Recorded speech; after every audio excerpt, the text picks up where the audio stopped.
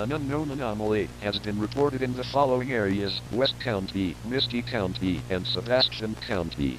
The anomaly, named Entity 401, is an aggressive, dangerous entity that is extremely hostile to humankind. The entity appears to be about 7.5 feet in height, and is not to be confronted if the entity is spotted in your area. The entity is extremely dangerous around humans, and will almost never fret to attack one if it spots a human. Do not attempt to communicate with the anomaly. This can be extremely dangerous and almost is a 100% chance of death. If the entity gets inside of your home, do not panic. Hide in a safe spot and arm yourself with a weapon to protect yourself with. Make sure that the entity will not be able to find you. Once the entity gets close enough to you, aim for the neck and ensure that you will not miss.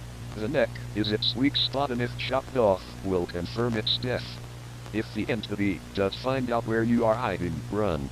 Run as fast as you can until you lose track of the anomaly. Once you have confirmed that you have lost the entity, seek the closest shelter and call the local authorities to transfer the anomaly to contain it. We thank you for listening to this informational emergency broadcast. Thank you for your time, and be safe.